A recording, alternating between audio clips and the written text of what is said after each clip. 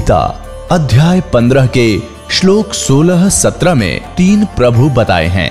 ये 3 प्रभु कौन हैं? किस प्रभु की शरण में जाने के पश्चात जन्म और मरण समाप्त हो सकता है? 3 प्रभुओं में सबसे उत्तम परमात्मा कौन है? कैसा है? उसका क्या नाम है? इन सभी गूढ़ रहस्यों को जानने के लिए अवश्य सुनिए जगत गुरु तत्वदर्शी संत रामपाल जी महाराज के अमृत वचन।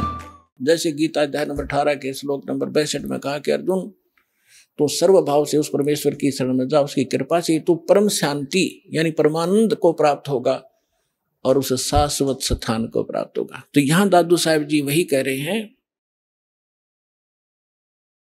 कि सुमरत नाम कबीर का कटे काल की पीर, दादू दिन दिन ऊंचा होवे फिर परमानंद सुख सीर।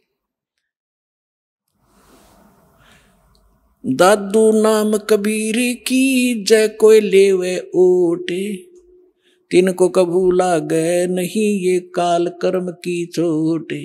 काल के वज्र, जैसे किसी का बेटा मार दिया, किसी का बेटी विधवा कर दी, किसी की टांग काट दी, किसी को कैंसर कर दिया, कहते ये काल के वज्र हैं, ये काल के छुरे हैं, हथियार हैं आपको सताने के लिए। कहते फिर काल के वज्र की चोट आप पे असर नहीं करेगी, आप इतने सुरक्षित हो जाओगे।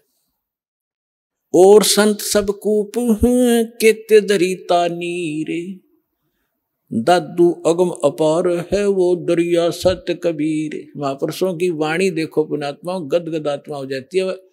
अब उनको ये नकली ये आचार्य शंकराचार्य ये मंडलेश्वर महर्षि न्यू क्या करते होता, अनपढ़ थे, अशिक्षित थे, मूर्खा की भाषा है उनकी ग्रंथों में। इसमें कैसी गजब की तुलना की है कि और संत सब कूप हैं। जैसे दास ने परमात्मा की परिभाषा बताई, तहसीलदार भी साहब है, उसकी जितनी शक्ति है उतना ही मालिक है। डिप्टी कमिश्नर भी साहब है, मंत्री, प्रधानमंत्री, मुख्यमंत्री, सारे साहब। तो यहाँ यही तुलना की है कि और संत, जैसे आप सुनते हो कि उस गांव में एक बाबा था, उसने ऐसा कर दिया, एक ने ऐसा कर दिया, छोटे मोटे। कहते ये भी अपनी शक्ति रखते हैं लेकिन वो कंप्लीट नहीं है, उससे सर्व लाभ नहीं हो सकते। आपका तहसीलदार से मित्रता है तो एक रजिस्ट्री करा सकते हो, साल 6 महीने 2 वर्ष 10 वर्ष 50 वर्ष में एक का काम करा पाओगे, उससे बाकी और समर्थ की शरण हो जा तो कितना सारे काम होते चले जाएंगे आपके। इस प्रकार क्या बताते हैं, और संत सब कूप हैं। और संत भी तुम बताते हो कि उसने जैसे कोई विष्णु का पुजारी है और उसने विष्णु की भक्ति करके कुछ शक्ति संग्रह कर लिया तो उसमें से बांट सकता है, वो थोड़ा बहुत राह देतेगा, लेकिन दोनों नरक में लास्ट में चेला भी गुरु भी। तो यहाँ कहते हैं और संत सब कूप है। और महात्माओं को समझो, वो तो एक कुआ है, कुआ केवल पीने का काम ही कर सकता है, सिंचाई में नहीं कामयाब हो सकता। क्या हो गया कि तो थोड़ा बहुत भी कभी सारा दिन में सींच दिया तो सफिशिएंट नहीं है। और के तेज रीता नीर यानी कोई झरने से बह रहा थोड़ा मोटा नाला है, वो भी कंप्लीट राहत नहीं दे सकता उस क्षेत्र को। अब यहां बताना चाहते हैं दादू साहब जी कि दादू अगम अपार है वो दरिया सत कबीर। दरिया है नदी जिसके अंदर पानी का कोई था ही नहीं, उसमें कुएं भी बना लो, नाले भी निकाल लो, नहर भी निकाल लो, नहा भी लो, धो भी लो, सिंचाई भी कर लो, फिर भी फालतू पानी रहे। तो ऐसे समर्थता बताई है कबीर भगवान की, परमेश्वर की, आदरणीय दादू साहिब जी ने।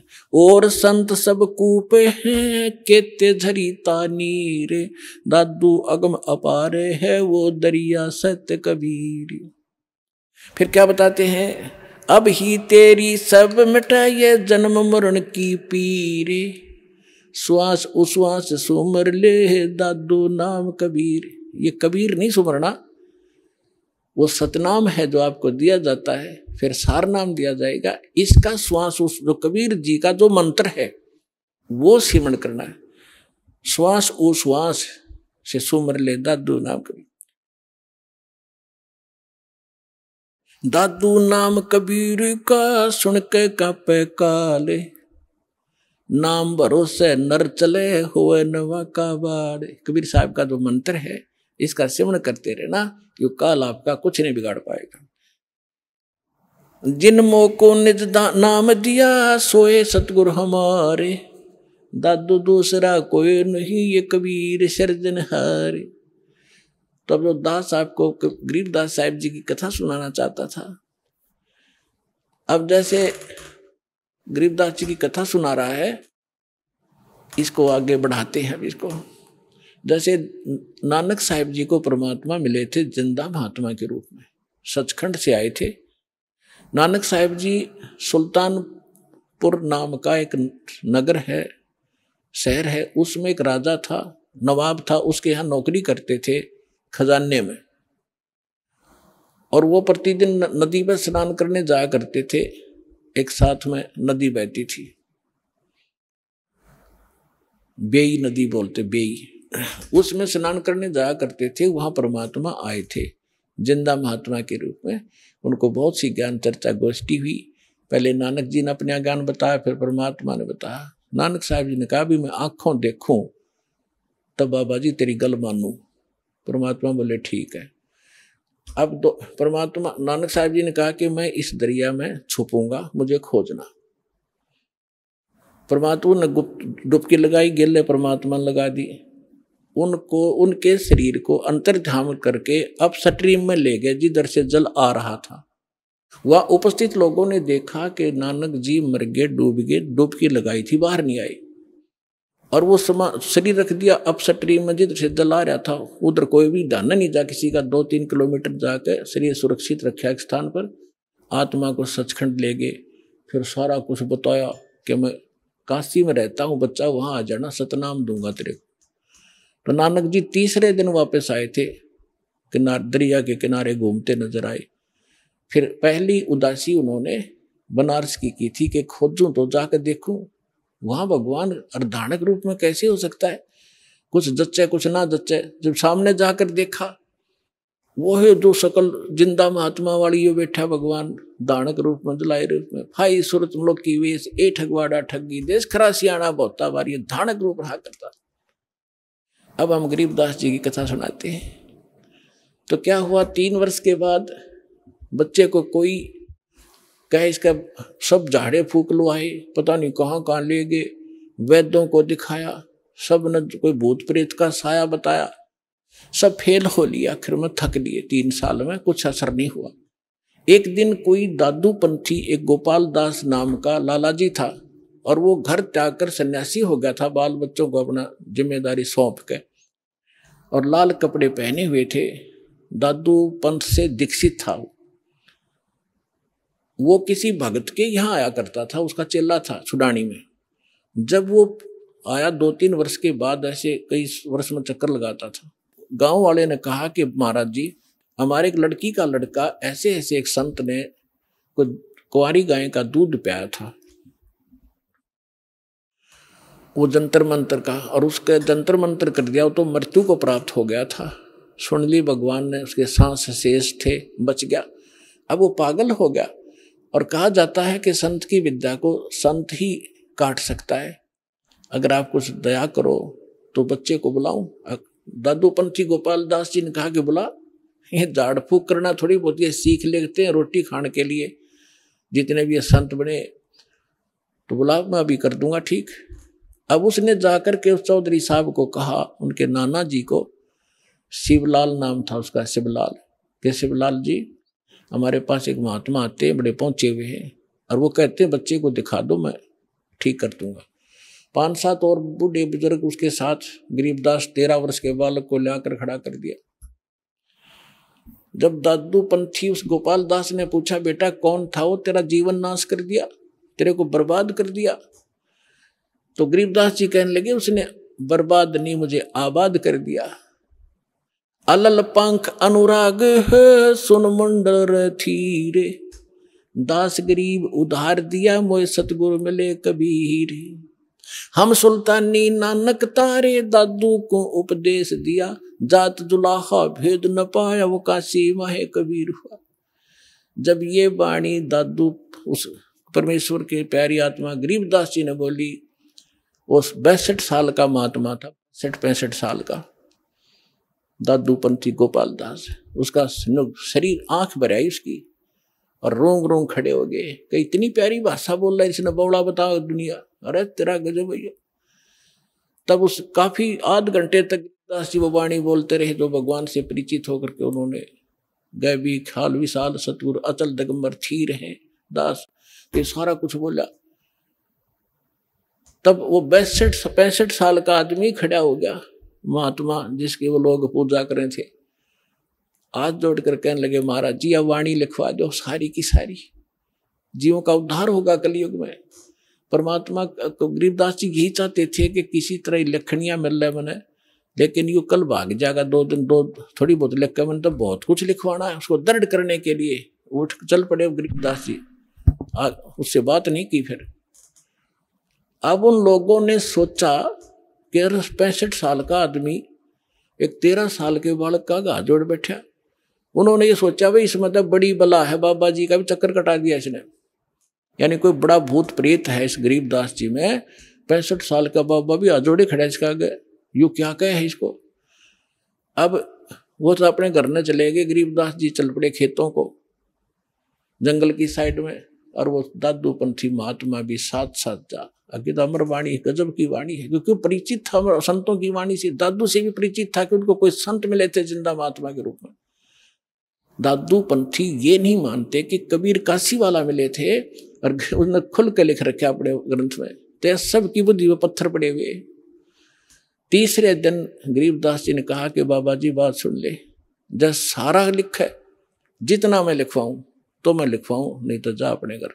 उन्होंने कहा दादू के पंथी ने, गोपाल दास जी ने, कि महाराज जी मैं तो घर तक कति फरी हो रहा हूं और मेरा काम में कुछ नहीं बचा रही है, परमार्थ का काम सेवा मुझे मिल जाए, इससे बड़ा कोई मेरे लिए काम नहीं, कोई परमार्थ नहीं।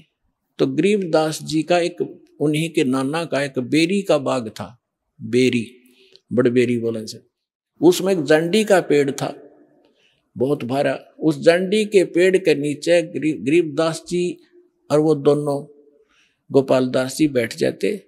गोपाल दास जी बनिया था, उसको लिखना आता था, वो लिखता था, गरीबदास जी बोलते थे। 6 महीने के में ये वाणी पूर्ण हुई जो आज दास के पास उपलब्ध है, और जो आपके सामने वो अमृत बखेर रहा हूं।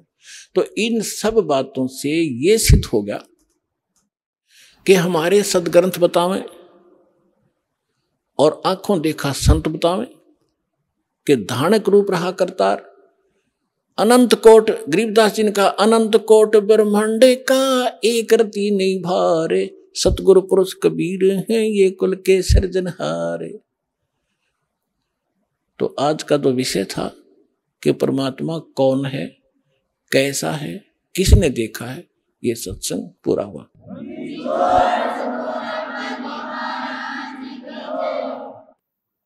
परम पिता परमात्मा पूर्ण ब्रह्म सारी सृष्टि के रचनहार कुल मालिक कबीर परमेश्वर जी की असीम रजा से आप सभी पुण्यात्माएं सतलोक आश्रम बरवाला जिला हिसार हरियाणा के अंदर पहुंच पाए। जिस आत्मा के ऊपर परमात्मा विशेष प्रसन्न होते हैं उन्हीं को ऐसे शुभ स्थान और शुभ समागम उपलब्ध हुआ करते हैं। सकल पदार्थ हैं जग माही और कर्महीन नर पावत नाहि। पुण्यात्माओं, आप बच्चे हो, विद्यार्थी हो, टीचर को पता होता है कि यदि ये विद्यार्थी अच्छी तरह शिक्षा ग्रहण करके परीक्षा में सफल हो गए, इनका जीवन बहुत ही उज्जवल होगा, इनका भविष्य, इनको अच्छी नौकरियां मिलेंगी, बड़े सुखी रहेंगे। लेकिन उस समय बच्चों को वो बात नहीं याद रहती कि हम किस लिए पढ़ रहे हैं, और वो अच्छे विद्यार्थी जो होते हैं टीचर के बताए प्रत्येक क्लास वर्क होमवर्क को करते ही रहते हैं, तो सफल हो ही जाते हैं, फिर उनको वो वस्तु प्राप्त स्वाभाविक हो जाती है। आप वो विद्यार्थी हैं जिनको जन्म और मरण के रोग से छुटकारा पाने का और सतलोक के अंदर जाकर के वो स्थायी सुख प्राप्त करने का शुभ अवसर प्राप्त हुआ है। इसमें यदि आप उन विद्यार्थियों की तरह लगन से इन सभी क्रियाओं को करते हुए संसार छोड़कर चले गए तो आपको वो स्थान प्राप्त होगा जो आज तक हजारों वर्षों तक ऋषि महर्षि प्रयत्न करके निष्फल रहे। तो आप कितने पुण्यकर्मी हो, आप कितनी पुण्यात्मा हैं। लाल की कीमत का लाल को ज्ञान नहीं होता, जौहरी बताया करता है। ये दास जौहरी है, आप उस परम पिता के लाल हो। आपको मालूम नहीं, इस दास को मालूम है आपके लिए वो परमात्मा कितने भटक रहे हैं। आपने काल की भांग पी रखी है, आप जी को केवल यहाँ के संसारिक सुख दिखाई देते हैं। भविष्य का आपको कोई, आपके भविष्य में आगे नेक्स्ट जीवन में क्या होगा, इससे आप बिल्कुल अनभिज्ञ हैं। परमात्मा कहते हैं गोता मारूं स्वर्ग में, जा बैठूं पाताल, और गरीब दास ढूंढता फिरूं अपने हीरे मोती लाल। आप कहां से आए हैं, ये ना तो आपके बस की बात यहां आना, केवल परमात्मा ही आपको यहां लाता है। पहले तो आप तक संदेश भेजा, ऐसा अनमोल ज्ञान किसी भी माध्यम से, किसी भक्त के माध्यम से, किसी बुक के माध्यम से या किसी टीवी चैनल के माध्यम से, और फिर आपको प्रबल प्रेरणा की उस परम पिता ने, और फिर आपकी व्यवस्था की। यहाँ तक आने में कोई मध्य प्रदेश से आ रहे हैं, कोई उत्तर प्रदेश से आ रहे हैं, कोई महाराष्ट्र से, कोई उड़ीसा से। पुण्यात्माओं, आज हम इतने लेजी मैन हो चुके हैं, हम अपने पड़ोसी घर में भी नहीं जाएं, जो सोचे फिर मिलेंगे मित्र को, और आप इतनी दूर यहाँ आ गए। कहते करे करावे साईं मन में लहर उठा, दादू सदर जीव के वो आप बगल हो जाए। तो आपके ऊपर कितनी रजा है सोच भी नहीं सकते। इतनी दूर आना, ट्रेनों के अंदर कितनी कठिनाई होती, लेकिन आपके पिछले पुण्य इतने प्रबल हैं कि आपको वहां रुकने नहीं देते। और पिछले ही तप से होते हैं पूर्ण हंस मुराद, पिछले संस्कार आपके साथ हैं। आप किसी समय परमात्मा कबीर जी के साथ रहे हो जब भगवान धरती पर आए हुए थे। उस समय आप अशिक्षित थे, आप परमात्मा को परमात्मा नहीं मान सके, लेकिन परमात्मा से प्राप्त उन साधनाओं को करते रहे, मोक्ष प्राप्ति नहीं कर सके, लेकिन आपको परमात्मा ने इतना पुण्य युक्त कर दिया उस समय। सन 1398 से सन 1518 तक 120 वर्ष परमेश्वर कबीर जी इस पृथ्वी पर ज्ञान बांटते रहे। एक औपचारिकता जुलाहे का काम भी करते रहे। वहां जुलाहे का काम कर रहे हैं, हजारों जगह प्रकट होकर अपनी प्यारी आत्माओं को ये सत संदेश भी दे रहे होते थे। तो आपको इतना भक्ति युक्त कर गए उस समय, ताकि आपको मनुष्य जीवन प्राप्त होते रहे। अन्य योनियों से, अन्य प्राणियों के जीवनों से मनुष्य शरीर बहुत ही श्रेष्ठ है, लेकिन भक्ति ठीक ना मिलने से एक दिन इसके पुण्य अक्षीण होकर फिर ये पुण्य 84 लाख योनियों में चला जाता है। तो परमात्मा ने आपको इतना चार्ज कर दिया कि आप मनुष्य जीवन प्राप्त करते हुए आते रहे, और आप जी को इस समय तक यहां लाना था। अब परमात्मा ने आपको इतना भक्ति युक्त कर दिया कि आपके मनुष्य जीवन होते हुए आ रहे, तभी तो आपके अंदर प्रेरणा है परमात्मा की। यदि जो प्राणी दो प्रकार से मानव शरीर प्राप्त होता है, एक तो विधान है परमेश्वर का, इस काल को बनाकर दे रखा है और काल की मजबूरी बना रखी है कि इसने मानव शरीर एक आपको देना ही पड़ता है, क्योंकि इसने 1 लाख मानव शरीरधारी प्राणियों के शरीर से निकले हुए गंध को खाने का एक श्राप लगा हुआ है इसकी गलती से। 2 प्रकार से मानव शरीर प्राप्त होता है, एक तो टर्न वाइज यानी परंपरागत प्राप्त होता है। 84 लाख प्रकार के इन शरीरों में कुत्ते, गधे, मक्खी, मच्छर, पशु पक्षियों के जीवनों को भोगते हुए एक मानव शरीर प्राप्त होता है। तो जो ऐसे प्राप्त मानव शरीर प्राणी है तो वो भी अच्छी किस्मत, जो क्योंकि स्पीक प्राइम टाइम में जन्मा है, लेकिन उसके अंदर भक्ति की कसक नहीं होती। 100 बार कहने से भी उसकी आत्मा प्रेरित नहीं होती। और दूसरी प्रकार का जन्म ऐसे होता है जो पीछे भी मनुष्य थे, आज भी मनुष्य जीवन प्राप्त हुआ है, मानव स्त्री या पुरुष का, तो उनके अंदर पूर्व संस्कार से वो भक्ति की कसक बनी ही रहती है। और जिस कारण से वो भक्ति भगवान के बिना टिक नहीं सकते, चाहे कहीं पहाड़ पर जाना पड़े देखा देखी, चाहे कोई मंदिर में आस्था बनानी पड़े या कोई व्रत रख के अपनी संतुष्टि करनी पड़े, वो टिक नहीं सकते, क्योंकि वो पिछले संस्कारी प्राणी है। तो परमात्मा ने आपको 600 वर्ष पहले आप पर मेहर की थी। 64 लाख शिष्य कबीर भगवान के, एक धानक जुलाहे के, एक झोंपड़ी में बैठे व्यक्ति के 64 लाख शिष्य हुए थे। तो विचार करके देखो पुण्यात्माओं, जिसको हम एक कवि समझकर उसकी फाइल को बंद करके बैठ गए थे कि वो तो एक कवि था, संत भी नहीं मानते थे, हम केवल एक कवि मानते थे, क्योंकि हम अपने पाठ्यक्रम की पुस्तकों में उनके दोहे पढ़ा करते थे और कवि की संज्ञा में लेकर ही, कवि की श्रेणी में ही उनको गिना जाता था। अन्य कितने कवि हुए हैं, उनके पैरेलल उनके नाम लिखे जाते थे। किसी का कोई शिष्य हुआ, ये भगवान थे।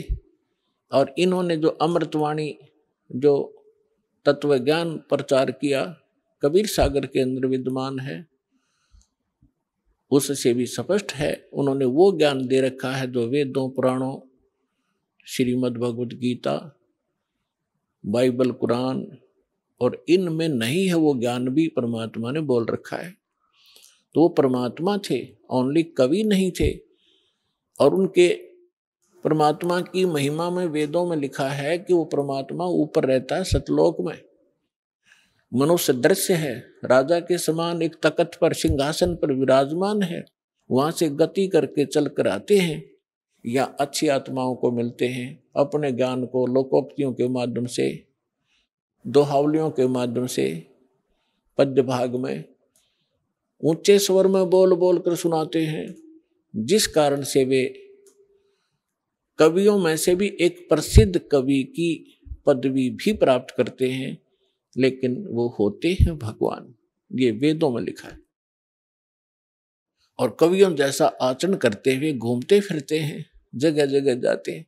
उसी दृष्टिकोण से परमात्मा एक ही समय में हजारों जगह प्रकट होकर के आज से 600 वर्ष पहले आप जी को भक्ति युक्त किया करते थे।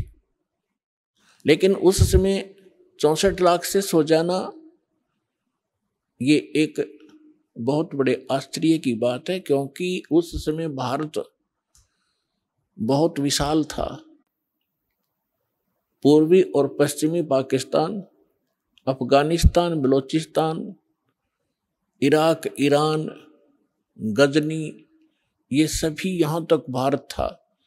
और उस समय कुल मिलाकर के भारतवर्ष की सारे की 4 करोड़ आबादी नहीं होगी, और जिसमें से 64 लाख शिष्य बन जाना हिंदू और मुसलमान,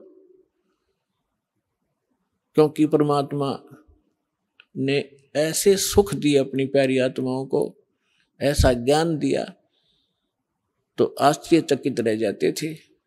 तो उस समय परमात्मा ने आप जी को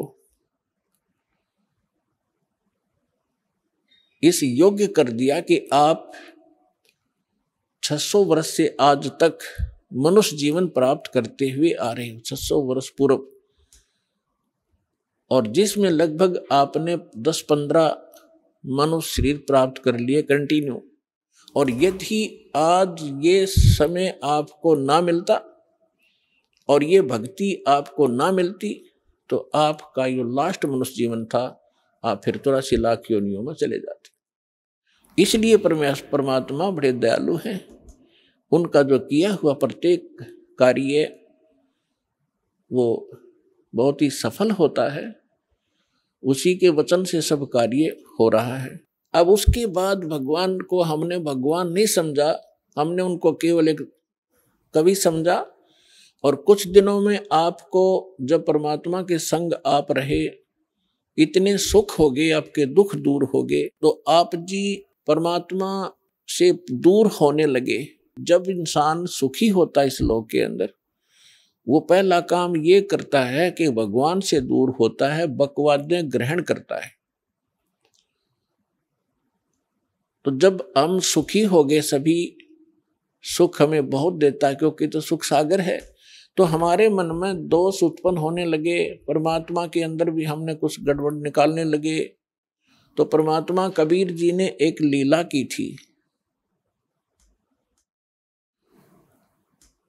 और उस लीला में हम सभी एक परीक्षा ली थी हमारी, हम फेल हो गए और हम यहीं रह गए।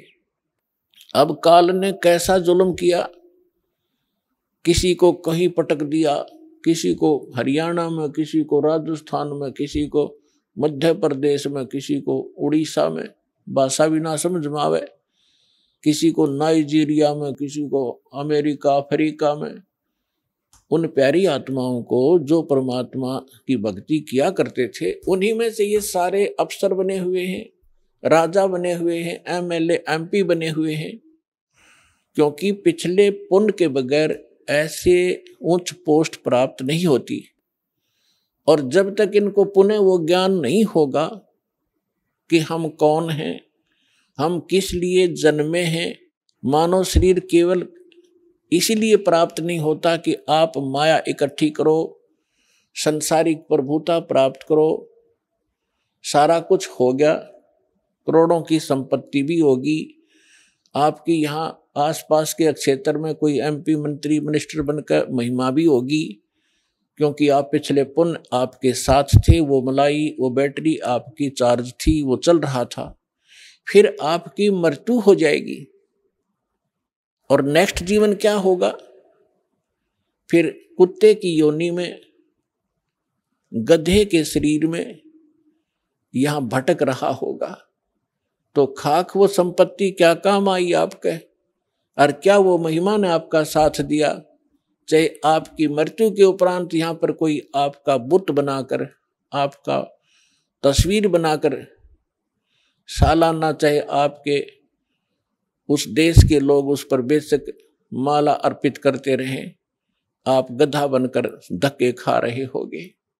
तो जब हमें ये पता चलेगा, तब हम सभी, चाहे कोई किसी पोस्ट प्राप्त है, कितना धनी है, चाहे गरीब है, उसको फिर इस बात से चिंता बनेगी कि सचमुच ये तो हो ही रहा है। पता नहीं कितने आप देख रहे हो प्रधानमंत्री, राष्ट्रपति, 1 मिनट में मृत्यु हो जाती है, फिर क्या, कहाँ गई वो प्रभुता। आगे का इनको पता नहीं, आगे का उन परमात्मा ने बताया, और परमात्मा से परिचित जिन महापुरुषों ने बताया, वो हमारे सदग्रंथों में विद्यमान है, जो अटल विधान है। उसको कोई ना मानेगा, उसके ना मानने से विधान समाप्त नहीं होगा, और जो स्वीकार करेगा वो आने वाले कष्टों से बच जाएगा। अब दास जो बताना चाह रहा है, अब कितने दयालु है परमेश्वर, आपके पास कहां कहां संदेश भेजा।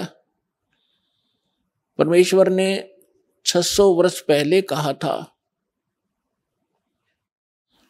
जब धर्मदास जी जो उन पुण्यात्माओं में से हैं जिनको भगवान मिले थे, सतलोक दिखाया था, जहां भगवान रहते हैं उसे परिचित कराया था। तो 600 वर्ष पहले परमात्मा ने धर्मदास जी के पूछने पर कहा था, प्रश्न के उत्तर में बताया था कि धर्मदास, जब कलयुग 5500 वर्ष बीत जाएगा। हाँ, धर्मदास जी बहुत चिंतित हो गए थे इस बात से कि परमात्मा ने कहा था कि धर्मदास मेरी लाख दुहाई, ये मूल ज्ञान कहीं बाहर न जाई। और मूल ज्ञान बाहर जो पढ़ी, ये बिचली पीढ़ी हंस नहीं तरही। और मूल ज्ञान तब तक छुपाई जब तक ये द्वादश पंथ ना मिट जाए। फिर धर्मदास जी से कहा था कि धर्मदास मेरी लाख दुहाई, ये सार नाम कहीं बाहर ना जाए। सार नाम बाहर जो पढ़ी, ये मेरी बिचली पीढ़ी हंस नहीं तरही। अपने आत्मा, जब आप परमात्मा के साथ थे, वो 64 लाख तो पहले आएंगे, उसके बाद फिर जो अन्य पुण्यात्माएं आपके घरों में जो आएंगी, आपके संतान रूप में, आपके कोई नाती रूप में, पोता या पोती रूप में, वो तो अलग से आएंगी। बहुत अच्छी आत्माएं आपके घर जन्म लेंगी, जो परमात्मा के स्टॉक में पहले से रखी हुई है।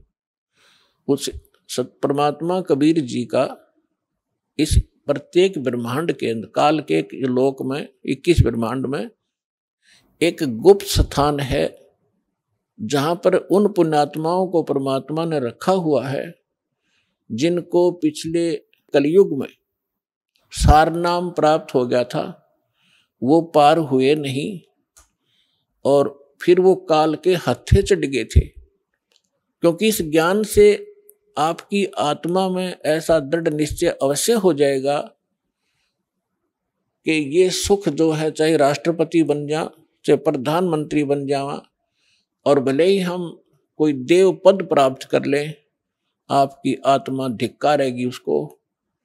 तो कबीर साहब के साथ ना जाने करके कुछ अच्छी आत्माएं जिनको सार नाम प्राप्त हुआ था किसी कलयुग में, तो वो पार ना हुई, दूसरे संस्कारवश किसी लोक में चले गए।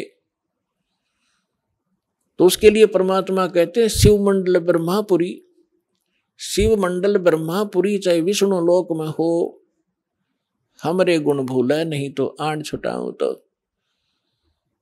जैसे कोई भक्त इस ज्ञान से परिचित और किसी कारण से नाम खंडित हो जाने से उसकी मृत्यु हो जाती है, तो वो कहाँ जाता है?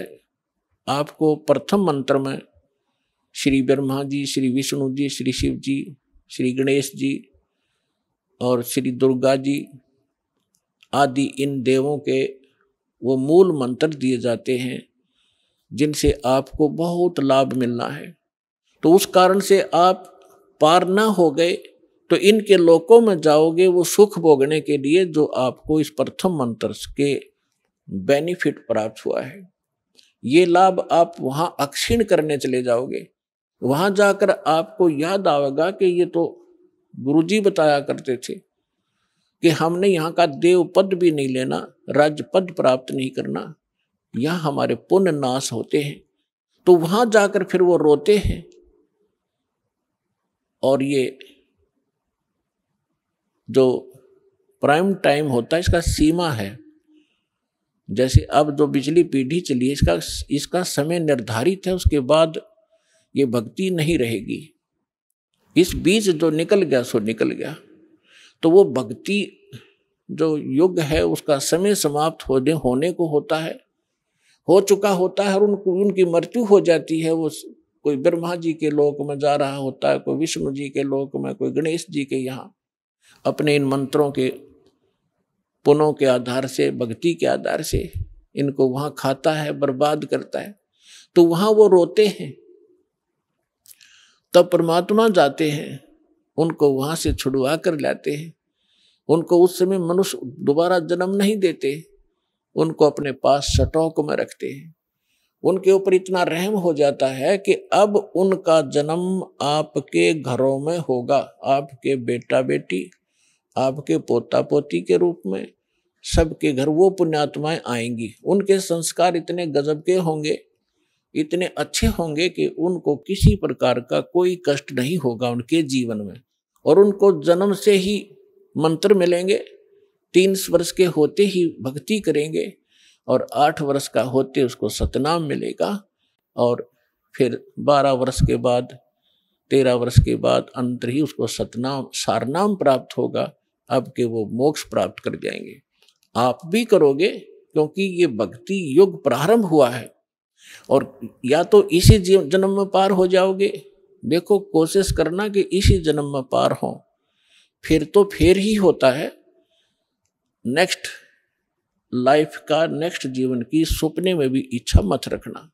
फिर भी किसी कारण से पैर फिसल जाता है तो वो फिर तुरंत ही मनुष्य जीवन प्राप्त करके तुरंत ही भक्ति पर लग जाता है। अपने आत्माओं, देखो आप भक्ति और इस अध्यात्म मार्ग से परिचित नहीं है। अब जैसे यहाँ कितने दुखी भक्त आते हैं, रोगी आते हैं, सब जगह जवाब मिल जाता है, वो यहाँ लेकर आते हैं। हमारे भक्त उनको समझाते हैं कि चलो आप वहाँ ठीक हो जाओगे। तो वो केवल ठीक होने के उद्देश्य से जो आते हैं और वो ये सोचते रहते हैं कि हम ठीक हो जाएं, बस इतना ही हमें चाहिए, तो उनको परमात्मा राहत शीघ्र नहीं देगा। आप ये उद्देश्य लेकर आओ, इस ज्ञान को समझाओ। जिसको भी आप लाते हो अच्छी बात है, ज्ञान समझाओ और ज्ञान समझा कर फिर उनको नाम दिलाओ। फिर परमात्मा तुरंत हाथ पकड़ लेता है। और यदि ऐसे ले आते हैं और वो इस उद्देश्य से आते हैं, बुरी बात नहीं है, अच्छा है। यदि वो व्यक्ति नाम, क्योंकि नाम तो हम देंगे ही देंगे, समाधान तो बाद होगा, तो पहले मंत्र दे देंगे। अब नाम जिसने मिल गया और अंतिम सांस गिने, मरना तो उसने था ही, इस मंत्र को एक बार पूरा बोल दे, सुन ले, वहां पर ना बोल सके और मृत्यु हो जा तो भी उसको मनुष्य जीवन मिलेगा। उसमें बीज भक्ति का बूगा।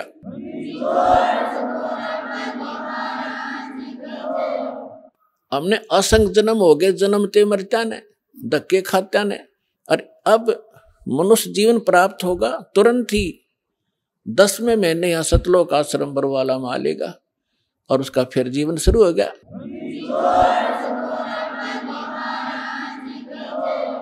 ये शरीर तो ऐसा है, आप सदग्रंथों से अपरिचित हैं, अध्यात्म मार्ग से अपरिचित हैं। जैसे एक व्यक्ति का कपड़ा किसी दुर्घटना से खराब हो गया, पाट गया या वैसे कंडम हो गया, उसने आप उतार के फेंक देता, नया पहन ले, नया तो और अच्छा ही होता है। तो ऐसे ये पुराना चोला किसी कारण से डिफेक्टिव हो गया, अगर आप भक्ति ढंग से करोगे तो इसको ठीक कर देगा परमात्मा। क्योंकि यह माटी उसी ने चला रखी है, उसी ने मिट्टी से इसको कितनी अच्छा बना रखा है, उसके हाथ में है। या लाखों लोग ठीक हो गए, कैंसर कतीनों टपकते आवे थे खून उनके, और 10वें दिन उनके घाव भर गए, जिसने सच्ची दिल से परमात्मा को चाहा और भक्ति करी। तो दास का कोई उद्देश्य आपको बहकाना नहीं, लेकिन सच्चा ज्ञान बताना। और आप देख रहे हो यहाँ पर जो भी पैसा आता है आपका दान किया हुआ सारा परमात्मा के भक्तों के लिए खुला भंडारा खोल रखा है, सारी व्यवस्था कर रखी है। केवल परमार्थ के लिए परमात्मा ने दास को भेजा है। आप भगवान के बच्चे हो, दास भगवान का नौकर है, और नौकर को हमें हमेशा डर बना रहता है कि भगवान के बच्चों को, मालिक के बच्चों को ऐसी धाना हो जा जिससे मालिक रुष्ट हो जाए, उसकी नौकरी को खतरा ना हो जाए। तो दास इस उद्देश्य से आपकी सेवा कर रहा है। आप सच्चे दिल से जब भक्ति करोगे आपका मोक्ष होगा। और जो प्रसंग चल रहा था कि 64 लाख तो वो आएंगे, उन 64 लाख के घर वो भक्त आएंगे जो परमात्मा के रिजर्व बैंक में रखे हैं आत्माएं। और उसके बाद जो अन्य भी जन्म ले रहे हैं, अरबों प्राणी है मनुष्य जीवन में, तो उनके लिए कैसा होगा कि जैसे एक बार आपको कथा सुना रखी है कई बार दास ने, ये कागभूषण जी एक बहुत बड़े महापुरुष माने जाते हैं, अपने पुराणों में कथा आती है। तो उसने गरुड़ जी ने उनसे पूछा कि हे कागभूषण, आपको ये भक्ति कैसे प्राप्त हुई, आपकी कितनी आत्मा शांत है, आपकी कितनी दीर्घायु है, आपको ये उपलब्धि कैसे प्राप्त हुई। तो कागभूषण ने बताई अपनी, यहां संक्षिप्त में बताऊंगा। कागभूषण जी ने गरुड़ जी से कहा कि गरुड़ जी, एक बार मुझे मानुष जीवन प्राप्त था और मेरी 20 वर्ष की आयु थी। उस समय एक भयंकर अकाल गिर गया, दुर्भिक्ष, जिसमें मेरा पूरा परिवार, माता पिता, 2 भाई बहन और थे, वो सभी मृत्यु को प्राप्त हो गए। मैं 20 वर्ष की आयु था, माता पिता वृद्ध थे, भाई बहन छोटी आयु के थे। वो उस भूख को सहन नहीं कर सके। उनकी मृत्यु के उपरांत आसपास के क्षेत्र में भी बुरा हाल था, लाखों लोग मर गए थे। उस क्षेत्र को छोड़कर मैं अवंतिका नगरी में चला गया। वहां दुर्भिक्ष नहीं था, पेट भर रोटी खाई, भोजन पाया। लेकिन मेरी आत्मा में एक ऐसी प्रेरणा हुई, दुख हुआ कि ये क्या जीवन है, मेरे पिताजी का भरा पूरा परिवार उजड़ गया, ये क्या जीवन है, ये कैसा यहाँ लोक है। तो फिर बताता है कि उस जन्म से पहले मैंने असंख्यों जन्म प्राप्त हुए। अब दिव्य दृष्टि खुल जाने के बाद वो अपनी पिछली हिस्ट्री याद आई उसको। जब वो भक्ति पर लगा, उसके बाद गरुड़ जी को बता रहा है कि उससे पहले मैंने असंख्यों मानुष जीवन नाश कर दिए थे और मैंने भक्ति कभी करी ही नहीं। अब वो अकाल गिरा, मेरे माता पिता मर गए, भाई मर गए, कुटुंब नाश हुआ। अवंतिका नगरी में एक पंडित जी गुरुद्वारा, उसमें शिव द्वारे में, शिव मंदिर में कथा कर रहा था। और कथा के बाद वो भंडारा किया, भोजन करते थे। मैं भोजन खाने के उद्देश्य से उन श्रोताओं में बैठ गया। मैंने कोई सत्संग से कोई लेना देना नहीं था।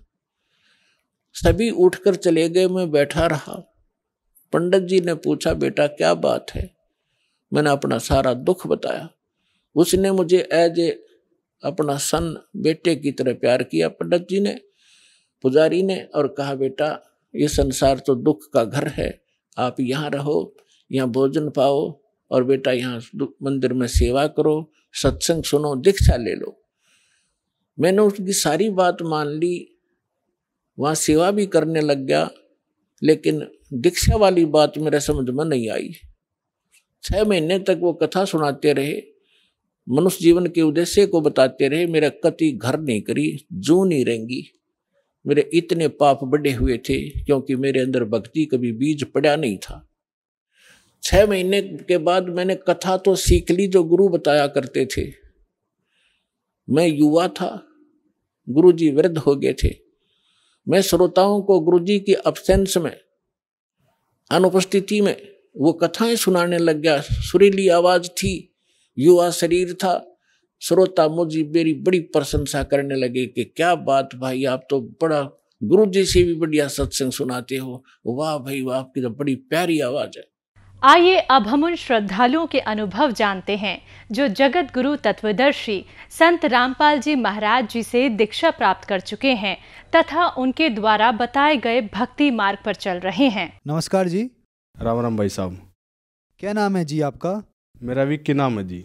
विक्की जी, आप कहाँ से हैं? मैं जिला सोनीपत, तहसील गनौर और गांव राजलुगड्डी से हूँ। विक्की जी, जैसे कि आप हमारे चैनल पर अपने अनुभव बताने आए हैं, तो क्या हम जान सकते हैं कि आपके गुरुजी का क्या नाम है? हाँ जी, मेरे गुरुजी का नाम है जगत गुरु तत्वदर्शी संत रामपाल जी महाराज। आपने बताया कि आपके गुरुजी का नाम संत रामपाल जी महाराज है। तो संत रामपाल जी महाराज से नाम दीक्षा आपने कब ली? मैंने जी नाम दीक्षा 2011 में ली जी। विक्की जी, आपकी यंग एज है, तो क्या आपने भक्ति साधनाएं भी की हैं? हाँ जी, जैसे मेरे पापा बहुत ज़्यादा ड्रिंक करते थे, और ड्रिंक करते वक्त जैसे कोई बाबा वगैरह घर पे आ जाते तो कहते भाई आपके डैडी की ड्रिंक ऐसे छूट जाएगी कि आपने ना 40-41 दिन के लिए जोत लगानी पड़ेगी शहीद पे जाके। तो मेरी मम्मी बोलती ठीक है अभी लगा देंगे, जो इसकी दारू छूटनी चाहिए। तो मेरी उम्र उस टाइम लगभग 10-11 साल की थी। तो मेरे कहने लग गया, अभी वो बाबा कहने लग गया भाई ये लड़का ही लगा के आएगा जोत, और किसी ने नहीं लगानी। तो वो बोले ठीक है जी लगा देंगे। तो मैं जाता, हर रोज़ जोत लगाता। तो मैं रात को 10-11 बजे जाता मंदिर में और पुजारी से बोलता अंकल गेट खोलना, जोत लगानी है। वो बोलता भाई तू अच्छा बंदा है, तो किसी भी टाइम आ जाता, अभी कौन सा जोत लगाने का टाइम है, सुबह आना। तो मेरे को ऐसे धमका देता, फिर भी मैं हांगे से अंदर बढ़ जाता और मैं जोत लगा के आता 10-11 बजे।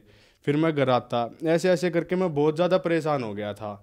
मेरे पापा की दारू नहीं छूट पा रही थी। मैंने कम से कम 3 महीने तक वो करी। उन्होंने, बाबा ने बोला था कि 40-41 दिन के जोत लगानी, पर मैंने लगभग 3 महीने तक ऐसा कार्यक्रम करा तो हमारे कोई भी लाभ नहीं हुआ। हम बहुत ज़्यादा दुखी हो गए। मेरे पापा बहुत ज़्यादा दारू पीते थे। दिन में उसको होश ही नहीं रहता था। जब भी होश आता उसी टाइम ठेके पे चले जाते थे। कभी जब जिस टाइम भी उसको चाहे रात को होश में आ गया या दिन में किसी भी टाइम होश आता उसी टाइम उठ के चले जाते थे। उसको कमाने दमाने से कोई मतलब नहीं था, ना अपने बच्चों से था, ना कोई काम करना है। भैंसों इतनी बांध रखी थी घर पे, ना उनका चारा वगैरह कुछ करना, ना और कोई भी कुछ नहीं करना। तो उसने किसी से कोई मतलब नहीं था, सिर्फ दारू पीनी तो पीनी है, चाहे किसी टाइम भी, चाहे रात को भी या दिन को, जिस टाइम भी उसको होश आता उसी टाइम उठ के चला जाता था। और कभी कभी तो मेरी मम्मी ब्यूटी पार्लर की दुकान भी कर रखी है उन्होंने घर पे, तो उनकी चूड़ियाँ वगैरह ले जाके और उनको बेच देता था दारू पीने के चक्कर में। कभी हमारे बैगों में से कुछ पुस्तकें वगैरह निकाल के और उनको बेच आता था। हम पूछते थे मम्मी बुक थी हमारे, पता नहीं कहाँ चली गई। मम्मी बोलती बेटा नहीं पता नहीं कहाँ चली गई। हम पूछते मेरे पापा से, जैसे भी होश में आता, पापा तू निकाल के ले गया? पापा बोलता नहीं मैं क्यों ले जाऊँगा। फिर हमको तो पता ही था, फिर पड़ोसी बताते जिनके पास दे के आता उनसे 10-20 रुपये लेता और वे वापस दिखाते भाई आपकी विक्की आपकी बुक है। तो मैं देखता मैं आपके पास कहाँ से आई, कि कहने लग गया अभी तेरे पापा दे के गया था कल और कह रहा था अभी 10 रुपये दे दे मेरे को दारू पीनी है। क्यों इतनी पीते थे, उनके पास पैसे भी नहीं होते थे, आर्थिक स्थिति भी इतनी कमज़ोर थी बहुत ज़्यादा। हम इतने दुखी हो चुके थे अपने पापा की ड्रिंक से, बहुत ज़्यादा परेशान हो चुके थे, खाने के लाले पड़ गए थे। एक टाइम तो रोटी खाने के लिए भी नहीं होती थी, हम भूखे ही सो जाते थे। मम्मी बोलती कोई बात ना बेटा दूध पी के सो जाओ। फिर हमारे पास इतनी थी कि हमारे आज भैंस बेचनी है, तो आज ब्याह आ रही है, तो उस पर कभी 80-90 हज़ार रुपये लगते। तो भूत प्रेत की बाधा इतनी करड़ी थी कि वो बोलते थे कि आपकी भैंस सुबह तक जिएगी नहीं, और रात को बहती और सुबह तक वो मर जाती थी। ऐसे भूत प्रेतों ने इतना वो कर रखे थे, परेशान कर रखे थे हम बहुत ज़्यादा। फिर कोई सी भैंस किसी भी प्रकार की किसी भी लाता, मेरे पापा ऐसे ही बोलते भूत प्रेत हम ये कर देंगे वो कर देंगे बोल। फिर एक बार ऐसे कहने लगे कि हम ना दिवाली से पहले ना आपके बच्चे को, इसको लड़के को या इसको के पापा को लेके जाएंगे। फिर हम बहुत ज़्यादा परेशान हो गए कि भी भूत प्रेत बोल रहे हैं यार, इनकी तो सच्चाई होती है। ये बोलते भैंस मर जाएगी तो भैंस भी मर जाती थी, ये नुकसान होता वो भी हो जाता था। सारे नुकसान इतने ज़्यादा जो वो बोलते थे ना वो बात सारी सच हो जाती थी। फिर इस बात से मैं बहुत ज़्यादा घबरा गए कि भाई ये कहने लग गए कि भाई आपके ना नवंबर में दिवाली पे ना या तो आपके लड़के की मौत होगी या आपकी इसकी आनंद जी की मौत हो जाएगी, हम एक को लेके जाएंगे। फिर भूतों ने ऐसे कहा तो मेरी मम्मी भी बहुत ज़्यादा परेशान होगी, हम भी ज़्यादा परेशान हो गए भाई इनकी जो कहते हैं सारी सच्चाई हो जाती है। फिर गुरुजी की दया ऐसी हुई कि हमारे गांव में एक ने नाम ले रखा है, और फिर वो आया घर पे, वो कहने लग गया काकी तू ना मैं वहाँ पे चले संत रामपाल जी महाराज जी के आश्रम में, और ये ना मेरा काका दारू छोड़ देगा। फिर ऐसा हुआ कि हमने कहा भी चाहे कुछ भी करवाना पड़े, चाहे कितने पैसे देने पड़ो हमने लेकर चलो। फिर वो कहने लगे पैसों की तो कोई ज़रूरत नहीं है, वहाँ पे पैसे वगैरह तो लगते नहीं है, बस आप चलो वहाँ पे ना नाम दीक्षा लेनी पड़ेगी। फिर कहने लगे भाई नाम दीक्षा लेनी पड़ेगी, क्या होती है ये? हमें कुछ पता भी नहीं था ना, हमने कभी गुरु बनाया था ना कभी इन चक्करों में पड़े थे। हमने तो को बाबा के चक्कर में पड़े, किसी ने कह दी भाई फलानी जगह जोत लगाया डिकटी जगह लगाया, हम जैसे वो कहते हम ऐसे कर देते थे। बोलते भाई आज उसका बर्ती रह ले, आज हनुमान का बर्ती, तो हम ऐसे करते रहे। हमने ये नहीं पता था भाई गुरु भी मनाना जरूरी है या गुरु बना। फिर हमने सोचा भाई इन बाबा के चक्कर में पड़ेंगे ना, वो भी पैसे मारते हैं, वे भी लेते होंगे पैसे, कुछ ना कुछ तो लेते होंगे, नू तो फ्री में तो कोई किसी का करते नहीं भला। तो वो कहने लगा ना काका ऐसी कोई बात नहीं है। फिर मेरी मम्मी से बोला कोई बात ना काकी ने सुबह भेज दी और मैं 6 में जाऊँगा। तो मैं बोला मम्मी ठीक है मैं भी चला जाऊँगा, मेरी भी छुट्टी है स्कूल की, और मैं अपन पापा ने लेकर चला जाऊँगा। मेरी मम्मी बोली ठीक है भाई हम दोनों जाओ और देख लो देखी जाएगी। ये इतनी जगह धक्के खा लिए, एक जगह और धक्के खा के देख लो, हो जाता है कि छूट जाता दारू। तो हम चले गए फिर वहाँ पे। तो जैसे भी हमने आश्रम में एंट्री करी, वहाँ पे इतना प्यारा लगा हमने वो। जैसे हम अपने घर पे किसी रिश्तेदारी के घर पे जाते ना, तो वहाँ पे भी इतना अपनापन नहीं लगता जितना हमने अपनापन आश्रम में जाने के बाद लगा। फिर मैं जैसे नाम लेके घर पे आया, फिर परमात्मा की इतनी दया हुई, मेरी मम्मी मेरी बहनों ने, अगले 15 दिन के बाद फिर सत्संग होता है गुरुजी का, फिर हमने सब ने नाम ले लिया।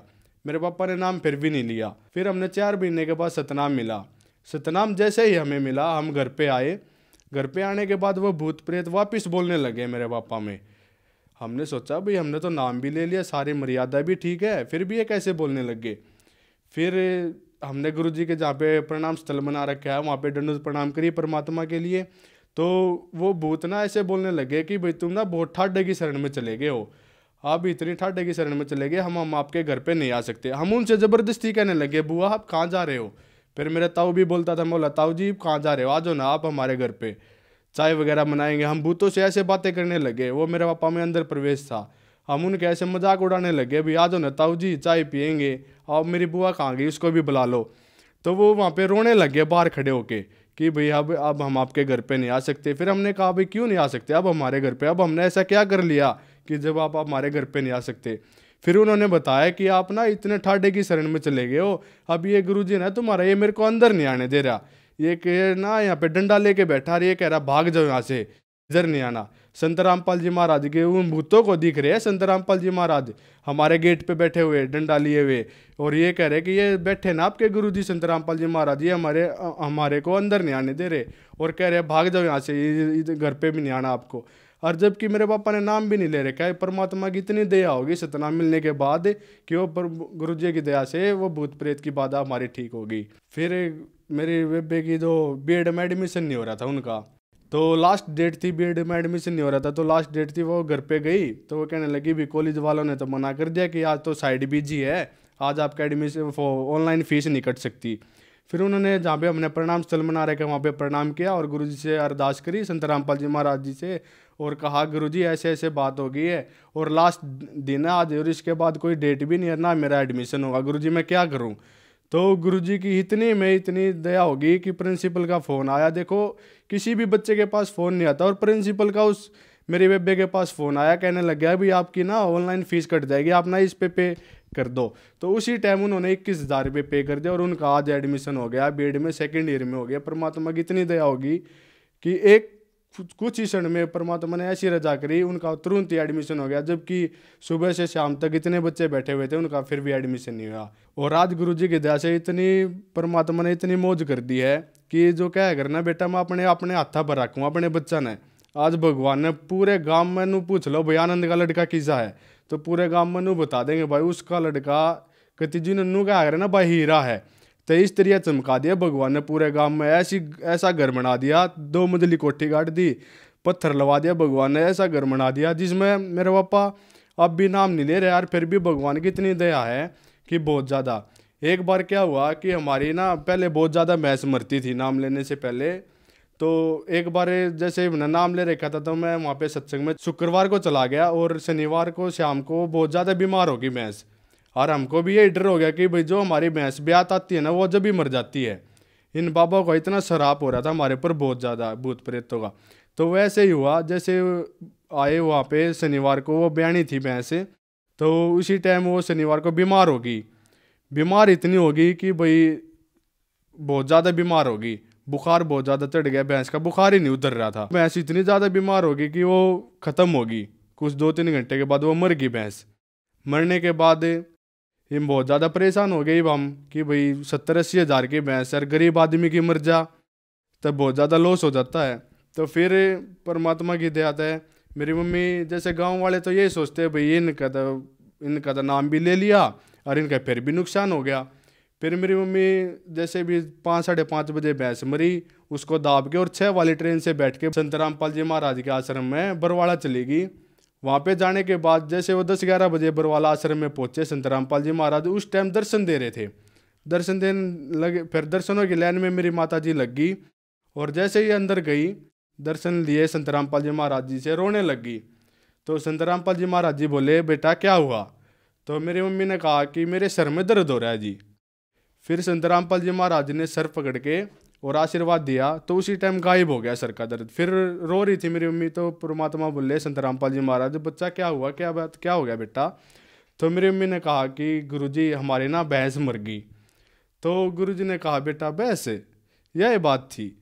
तो गुरुजी वो बोले हाँ गुरुजी। तो गुरुजी बोले परमात्मा कबीर साहिब इतनी दया करेंगे बेटा कि 1 साल में आपका 10-10 दे होंगे, आपकी तो 1 भैंस मरी और परमात्मा 10-10 दे होंगे आपके।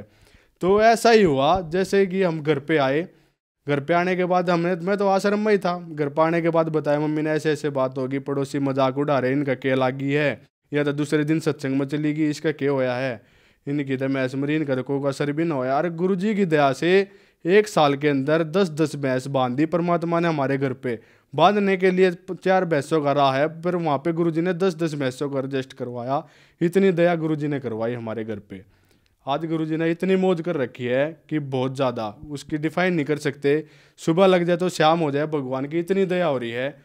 विक्की जी, जैसे कि बहुत सारे संत हैं भारत देश में, नाम दीक्षा लेने के लिए संतों से कुछ ना कुछ राशि देनी पड़ती है, तो क्या ऐसे ही संत रामपाल जी महाराज के आश्रम में या संत रामपाल जी महाराज से हम नाम दीक्षा लेते हैं तो वहाँ भी ऐसा कोई प्रावधान, हमें कुछ पैसे देने पड़ते हैं या कुछ ऐसा कुछ करना पड़ता है?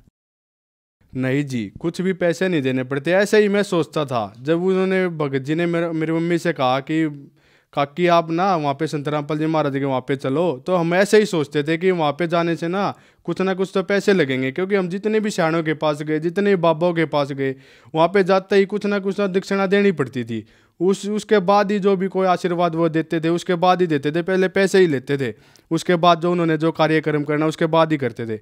तो हमारी तो यही थ्योरी थी कि भाई ऐसे ही होगा, वहाँ पे भी संत रामपाल जी महाराज के पास भी जाने के पास भी ऐसे ही होगा। तो हमने वहाँ पे जाके देखा तो वहाँ पे कोई भी पैसा नहीं लगा। हमारे बैठने के लिए गद्दे, ओढ़ने के लिए रजाई, नहाने के लिए पानी, साबुन, सब कुछ फ्री, कुछ भी नहीं, एक भी पैसा नहीं लगा। जितने मेरे पैसे गोज में गए थे वो नू के नू पैसे हमने वापस, बस हमारे भाड़े पर जितने लगे उतने पैसे लगे ना, तो बाकी हमारा आश्रम में प्रवेश होने के बाद कोई भी एक भी पैसा हमारा खर्च नहीं हुआ। नाम दीक्षा भी आपको फ्री में मिली?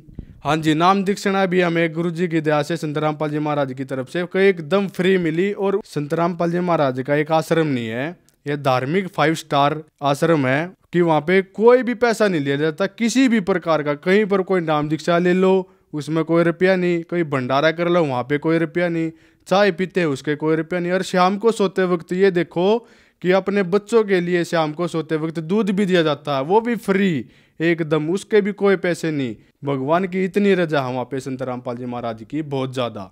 सर, जो श्रद्धालु आज आपको टीवी पर देख रहे हैं और वो भी संत रामपाल जी महाराज से नाम दीक्षा लेना चाहते हैं, लाभ लेना चाहते हैं, तो उनको क्या करना होगा?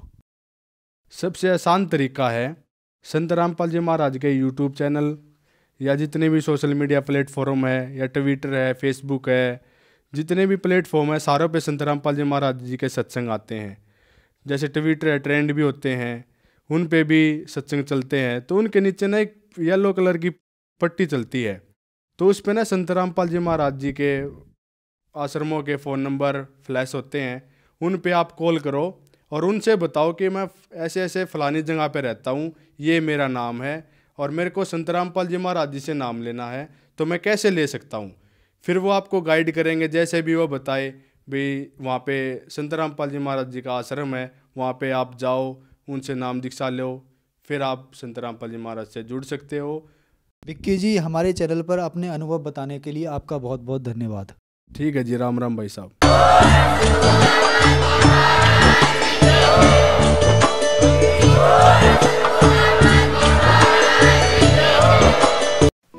आप सुन रहे थे जगत गुरु तत्वदर्शी संत रामपाल जी महाराज के मंगल प्रवचन। अधिक जानकारी के लिए संपर्क करें।